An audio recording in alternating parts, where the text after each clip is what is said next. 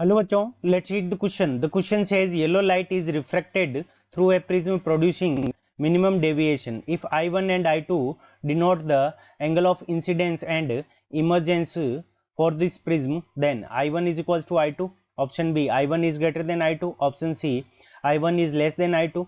Option D is I1 plus I2 is equals to 90 degree. ठीक है बच्चों.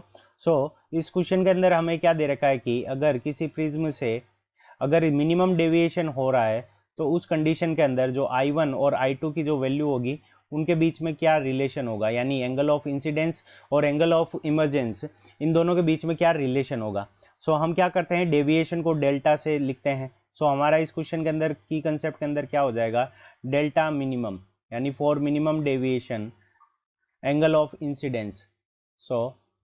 Minimum deviation के लिए हमारा क्या रिलेशन हो जाएगा, angle of incidence, angle of incidence, angle of incidence is equals to angle of emergence. ठीक है बच्चों. एंगल ऑफ इंसिडेंस की जो वैल्यू होगी वो किसके इक्वल हो जाएगी, एंगल ऑफ एमरजेंस, यानी जो जिस एंगल से वो इंसिडेंट हो रही है और जिस एंगल से वो बाहर निकल रही है वो दोनों एंगल हमारे क्या हो जाएंगे, इक्वल हो जाएंगे. Angle of incidence is equals to angle of emergence. ये दोनों एंगल हमारे क्या हो जाएंगे, इक्वल हो जाएंगे, इमरजेंस. अब एंगल ऑफ इंसिडेंस को हम किसके लिए लिखते हैं, तो आई से रिप्रेजेंट करते हैं. आई इज इक्वल्स टू हमारा क्या हो जाएगा, ई हो जाएगा. अब इस क्वेश्चन के अंदर हमें जो एंगल ऑफ इंसिडेंस गिवन है उसकी वैल्यू क्या है, I1. यहाँ से हम क्या लिख सकते हैं, I1 is equals to I2. Minimum value के लिए, मिनिमम डेविएशन के लिए I1 और I2 की वैल्यू हमारी क्या होगी, इक्वल होगी. अब इसको हम with the help of diagram समझ लेते हैं. ये हमारा प्रिज्म है, यहाँ पे ये इंसिडेंट रहे तो ये आई एंगल हो गया, और यहाँ पे ये रिफ्रैक्शन हो रहा है तो ये R1 हो गया.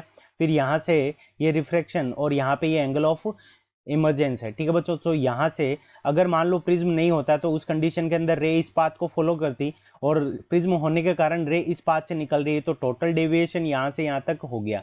तो मिनिमम डेविएशन के लिए क्या होगा कि जो I1 एंगल ऑफ इमरजेंस हमें I1 गिवन है, angle of incidence I1 given है, और यहाँ पे angle of emergence I2 given है, तो I1 और I2 की जो वैल्यू होगी वो हमारी क्या होगी, इक्वल होगी. और इसको हम ग्राफ के थ्रू भी समझ सकते हैं. तो अगर हम y एक्सिस की तरफ हम डेविएशन डेल्टा को रिप्रेजेंट करें और x एक्सिस की तरफ हम एंगल ऑफ इमरजेंस I को रिप्रेजेंट करें, तो यहाँ से ये I हो जाएगा और यहाँ पे ये डेल्टा हो जाएगा. तो यहाँ पे ये हमारा क्या होगा कि इस तरह से कुछ कर्व बनेगा, और मिनिमम डेविएशन के लिए क्या हो जाएगा कि यहाँ पे जो वैल्यू होगी, तो एक डेल्टा के लिए हमारे पास में सिंपल, एक डेविएशन के लिए हमारे पास में दो एंगल ऑफ इंसिडेंस आ जाएंगे. तो ये वाला जो इस तरफ जो एंगल होगा वो हमारा किसको रिप्रेजेंट करेगा, तो एंगल ऑफ इमरजेंस को. तो यहाँ पे ये ई को रिप्रेजेंट करेगा और यहाँ पे ये आई को रिप्रेजेंट करेगा. तो क्या होगा कि मिनिमम वैल्यू डेल्टा मिनिमम के लिए क्या हो जाएगा कि आई और ई की जो वैल्यू होगी वो हमारी दोनों क्या हो जाएगी, इक्वल हो जाएगी. ठीक है बच्चों. अब हम देखते हैं कि ये हमें कौन से ऑप्शन के अंदर गिवन है. ये हमें गिवन है ऑप्शन नंबर फर्स्ट ए के अंदर. Option A is the correct answer of this question. I hope you understood it well. Best of luck. Thank you.